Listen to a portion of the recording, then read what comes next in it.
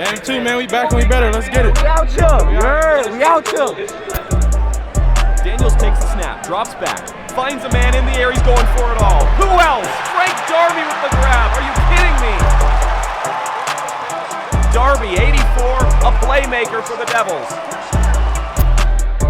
Jaden Daniels takes this one, fakes the handoff to Eno Benjamin, unloads this one, deep bomb all the way inside the 5-yard line. Brandon Ayuk. Daniels under center, fakes the give to Benjamin, now has to improvise. Jaden Daniels to Eno Benjamin, touchdown Devils. How about that for Arizona State?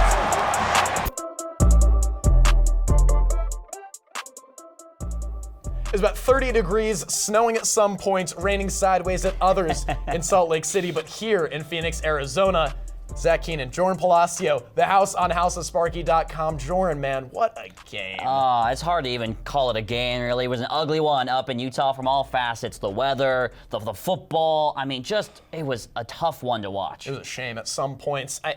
The Sun Devils got to realize that not every game is going to be 90 degrees and sunny with clear skies. I mean, that's what the great sport of football is all about. Playing in the cold, you have that December, that January football. I mean, the Devils only put up 3 points. But you know what that does? It was a great opportunity to kick off a new segment here. 3 points. Our 3 takeaways of the game. And my first takeaway would have to be the offense, because the offense was just tragic from start to finish. There was really nothing to see with the offense and nothing really to lose for Rob Likens. We'll get into him a little bit later in the show, but when your starting quarterback, your star quarterback, only throws the ball 18 times, completing 4 of those passes for only 25 yards and an interception in there as well, what are you going to do? I mean, there's not much else you can really say. The front 7 from Utah dominated all game long. And when you have a quarterback who loses his confidence early in the game and a defense who's preying on that lost confidence, Zach, I think it's just a disaster from start to finish. And that's exactly what this game was. And I agree. And a huge part of that disaster and where ASU could have bettered themselves is penalties and discipline. They need to work on that sort of thing. ASU in that game, 12 penalties, 122 yards lost. Things like holding, things like personal fouls, those add up over time. And when you put up 3 points, it kind of shows that discipline is one of the several scapegoats that needs to be recognized in this game, because this team came out here, they were committing penalties all over the place, and that shot them in the back. It absolutely did, and there was a lot of things that really cost ASU in this game. But what gets lost in translation out of this football game from last Saturday is the defense. And the defense played extremely well. We're talking about a Utah team at home who scores a lot of points. The Devils forced 4 turnovers. What really can you ask out of your defense other than that? To go out and try and make plays for your team, and that's exactly what they did. Utah should have won this game by 20 or 30 points, not just by 18. The defense, Chase Lucas, everybody, Shari Crosswell in there, they lost Evan Fields early in the game. They battled through adversity,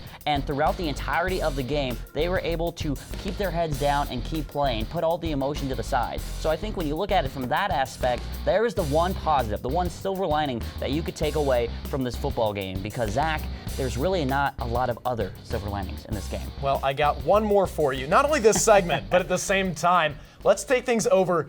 Blaze Radio Call of the Week. This guy, Jordan Palacio, was on the mic in Salt Lake City. You got to listen to this one. This is going to be nearing it. It's also very cold, very wet. Snap is down, clean, or hold is clean, I should say, and the kick is through the uprights. The Sun Devils are on the board. Well, folks, this should be interesting. Arizona State only putting up 3 points last week at Utah. Let's go over to Ryan McClure now, who's got the film review from last week's game. In the early 1960s, Oakland Raiders head coach Al Davis invented many philosophies in football that are still in use today. Utah used one of these philosophies perfectly against ASU and Jaden Daniels in last week's matchup. We're going to take a look at it right now on this house film review. In Jaden Daniels' first play of the game, they're going to get it started with a wheel route up at the top of the screen. In Utah, they're going to bring everyone. They're going to try to set the tone, like Al Davis said. Try to get to the quarterback, try to get to him early. They're going to send 6. First play of the game, they don't care. 5 offensive linemen, 1 guy's going to come in unblocked, and he's going to get to Jaden Daniels. Jaden Daniels does get this ball out early, but the wheel route, it's too long of a developing play, and they get to Jaden Daniels, and they get to him hard. This is a shot right to the ribs. That does not feel good, and it definitely won't feel good the next morning. All right, third play of the game now. They're going to come out in what looks like cover 3, basic cover 3. Jaden Daniels, he's going to see this, but he's wrong. It's actually a blitz. They're going to use his snap count. He does a snap count with the clapping, and they're going to time this blitz perfectly. And he does get the ball out to this hitch route. It's incomplete, but the point is he gets smacked again, right in the ribs, and then he gets smacked in the head there by a falling defender. Jaden Daniels, first drive, 3 and out. You've been hit hard twice. Now they're going to come out for the second drive. They're going to have this bunch combination up at the top of the screen. Jaden Daniels, he's going to look to the left first, and he's going to have a nice pocket, and he has Kyle Williams over there wide open in the flats. And what is he going to do? He should fire this ball for a nice, easy 5-yard completion. He's going to take off and run with this nice pocket. I don't understand why he takes off and run. This is good blocking from Henderson right here. He has a nice pocket. He takes off and run straight into a sack. That's not good football if you're Jaden Daniels. 2 plays later, 3rd and 17. He has a nice pocket yet again. But because he's mentally affected, he's been hit 3 times already, and he says, I can't pass the ball, I gotta do it myself. I'm gonna try to run this. There's no reason he should be running this ball. He needs to stay in the pocket and deliver a strike downfield on 3rd and long. He feels the pressure from this D end, and he should just slide up in the pocket, nice little slide. He should slide up and make a nice throw. But instead, he runs and he gets 1 or 2 yards on 3rd and 17. This is a big reason why they scored only 3 points against Utah. He wasn't confident all game long. But let's see if he can get his confidence back next week against UCLA. It's been a busy couple of days for the transfer portal that leads out of Tempe. Kicker Brandon Reese, linebacker Eli Doyle, quarterback Dylan Sterling Cole, and running back Isaiah Floyd have all announced their intentions to depart the Herm Station in recent weeks. The initial reaction to 4 players leaving Tempe around the same time could initially be worrisome for many. Why would all these players with nothing in common jump off of the Herm train just as it's starting to churn? As a matter of fact, all 4 of these players do have something in common. Their jobs were won out by better players. This isn't some scandal inside the locker room at Sun Devil Stadium or disagreements with Herm's coaching style. This is a sign of the times that ASU is getting better. Players transfer out of elite programs all the time in search of better playing time. Remember, college isn't the be-all, end-all game for athletes with aspirations of playing in the NFL. Players will transfer anywhere in order to get time to prove themselves for the draft. There's no reason to blame them for it. Christian Zendejas took Reese's kicking spot while he was injured. Case Patch's play has brought him up in the depth chart where Eli Doyle is no longer essential. Jaden Daniels and Joey Yellen outplayed Dylan Sterling Cole for the starting and backup QB spots, and the combination of Eno Benjamin and AJ Carter have been dominating snap counts at running back. There's no reason for concern when players enter the transfer portal in football. Maybe if the best player on the team did, it would raise eyebrows, but this shouldn't. These are 4 talented players that were simply outplayed for their starting spots. The Sun Devils aren't a ragtag middle school team where everyone gets to play equally. They're a team competing for the Pac-12 South title, bowl contentions, and bragging rights against U of A. Recognizable names transferring away from the program may seem like cause for concern, but really, it's just a sign of the times. Now, let's rewind a little bit and let's look forward into the future. We bring in Quinn Jamison, our trusted analyst here in House of Sparky. Quinn, the Devils take it on UCLA this weekend. It's going to be a big game for both teams. Let's look at UCLA. Who are some of the offensive players you really got your eye on this week? Well, when you talk about offensive players, obviously quarterback is the number 1 position. It's the most important position, and for UCLA, that's Dorian Thompson-Robinson. He's a sophomore with a really high ceiling, but he has not reached that ceiling yet. He's inconsistent in the passing game. He only completes about 57% of his passes. Right. But he's a dual threat guy. He can make it happen on the ground and through the air. So the linebackers especially, they're going to have to key in on that running ability to make sure he stays in the pocket and force him to make those big throws. And then the 2 playmakers on that offense, it's going to be in the running back committee, Joshua Kelly and Demetric Felton. Kelly gets the majority of the rushes, and then Felton, he's their best receiver, and he's a running back, but he's kind of like a Christian McCaffrey-esque player. They push him out in the slot, and they throw to him quite a bit. Now, if we flip the script a little bit, we talk about the defense. Who are some of the defensive playmakers that UCLA really is going to rely on?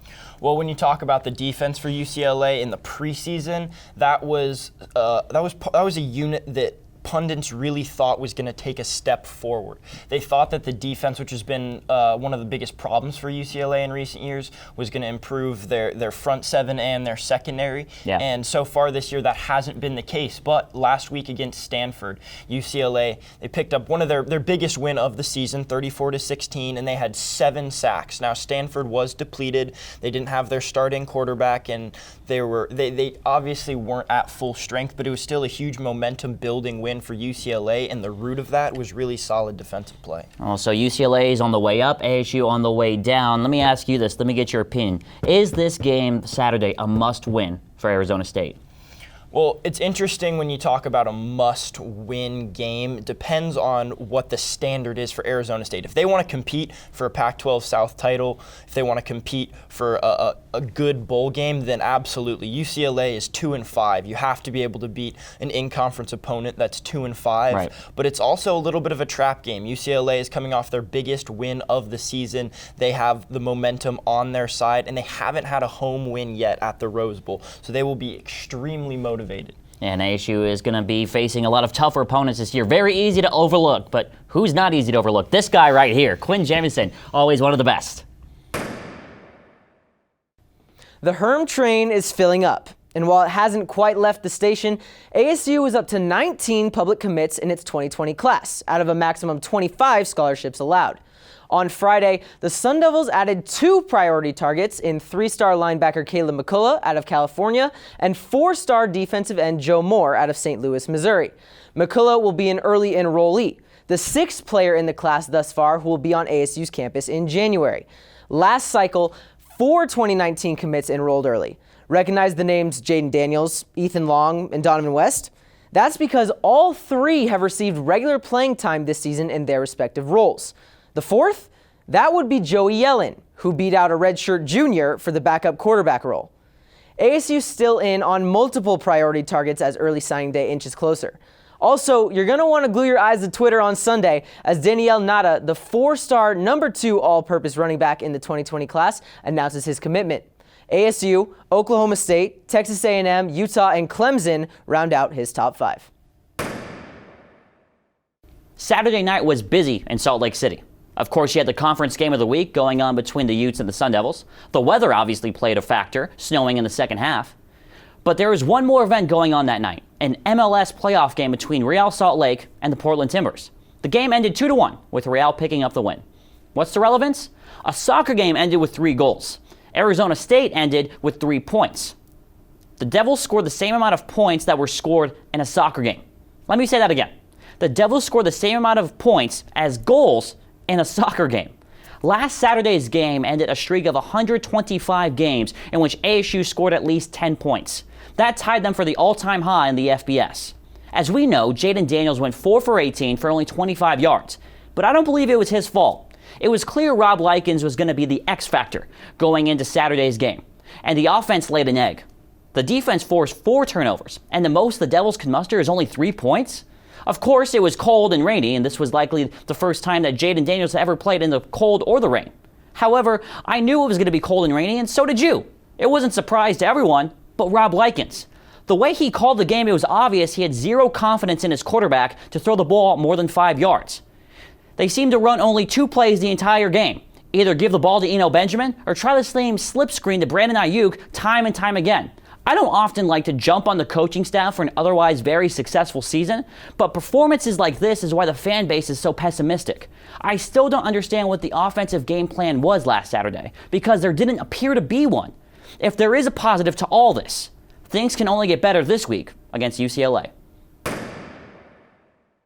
In my opinion, it was a little early to have 2 of the Pac-12 South behemoths go head-to-head early on in the season, but either way, the game happened, and now there's a lot of remnants. So we bring on Eric Ruby, talk about the Pac-12 South, because after ASU and Utah, the 2 titans, really, of the Pac-12 South, ASU just lost. Where does the Pac-12 South stand now? Well, this loss hurt ASU in many ways. It wasn't just a demoralizing loss overall, but it hit them where it really hurts, and that's the Pac-12 standings. They are now falling in 3rd place behind Utah, who is going to be first in the Pac-12 South, USC, who's slipping in there at 2nd, and now ASU, number 24 ranked ASU, falls to 3rd. So that loss really kind of took them, I wouldn't say out of contention, but it really made winning the Pac-12 South just a little bit more difficult. And by a little bit, I mean a lot more difficult. Well, more difficult things include winning games and, on the other side, losing those games. So what are some of the teams that need to lose in order for ASU to stay in this Pac-12 South race and possibly go into that Pac-12 championship later on this year? Well, let's look at USC first, because they're the target that ASU can pass easiest, as Utah's a little bit farther ahead in the standings. They have Oregon in a couple of weeks, and if I'm an ASU fan, I'm going to be having my Oregon Ducks hat on. I'm going to be quacking all weekend, because that's really one of their only harder games left on the schedule. That's the one that you need to look at and say, hey, Ducks, you got to step it up if you're going to beat USC, and if you're ASU, you really want them to lose, because that'll give you a chance to hurdle them. And of course, you also want the USC to lose the game to Arizona State, because that's going to be very important when it comes to head-to-head matchups. That's one of the factors that brings into a tiebreaker when it comes to standings. And there's a good chance that these teams could end up having a regular conference record, especially if they play each other and ASU wins. Now, when you go to Utah, 2 games you might want to look out for: Cal Golden Bears and UW. Those two are probably the 2 hardest games left on Utah's schedule. Other than that, they really don't have that hard of a schedule. So it's kind of out of the realm of possibility for ASU to pass Utah. Utah's going to have to at least drop those 2 games, if not more, and ASU's going to have to play nearly perfect. Well, for an ASU fan's notebook, we'll write down Go Ducks, so quack quack is 1. Second thing that an ASU fan should be looking out for: when do they need to root for the Sun Devils the most? What are these, do they need to win out? Are there any must-win games coming up? Well, obviously, winning out is going to be your priority number 1. You're going to want to win out. But there's 3 games that I've highlighted. First game is going to be against USC, because obviously USC's right ahead of you in the rankings. Like I said before, beating them will give you a very good advantage when it comes to the tiebreakers. And then let's look ahead to 2 games. You have the game against Oregon and the game against U of A. Now, those are probably the 2 harder games left on ASU's schedule, so of course they're going to have to step up and win those as well. And the U of A, a little bit of a rivalry match. Anything can happen there. And Oregon, always hard to beat. So it's going to be a tough journey for the Sun Devils. They're probably going to have to win most of their games, if not win out all of them. But those 3 specifically, they have to come away with a victory if they want any chance at the Pac-12 South. Well, they started off with a 5-1 record, and now this second half of the schedule, far more difficult. Either way, though, Eric Ruby, always great having this guy in studio to break things down for us. Flip around the conference. Pac-12 top plays. First one up in Berkeley, California. Oregon State. BJ Baylor extending. Send that one to New York, Jordan. Did he cross the goal plane? I think he did. Looks good to me. Need a handful of extra looks at that one. Exactly. Extend the arm, get over the plane. No help here needed, because Zach Moss, see you later. And see you later to the Utah all-time rushing record. That's good enough for the dagger in the Arizona State game. And Zach Moss, man, Zach, that kid a beast. That kid is electric, and he brought his A game the entire game, and that was one of the big back steps for ASU in that one. But take a look right here. Oregon went on to hold on for the win right there, but Hunter Bryant holding on to that back shoulder catch. You've heard of a back shoulder throw before. How about catching it on your back shoulder? Pac-12 top plays. Well, it was right here, and then it was right here. My. Hunter Bryant with an incredible catch. He found that one, tracked it the whole way down, and oh my goodness. You know, the law of diminishing returns would say that we do the segment every week, I'd become less impressed. That's not the case. Opposite. Every single time we do this Pac-12 top plays of the week, my jaw is just on the floor. The every single time. A lot of flack for the Pac-12, Yeah. but these athletes, these plays, they put them up top. Oh my goodness. You know what else is on top? This show right here is another great week, and it's going to be another big game for Arizona State, traveling up to the Rose Bowl, Pasadena, California. It's going to be a lot better weather for the Sun Devils up there. And there's a lot better show here today, because this guy and I are both on it. For everybody here at the house, he's Zach Keaton. I'm Jordan Palacio. We're signing off. Thank you for watching The House on houseofsparky.com.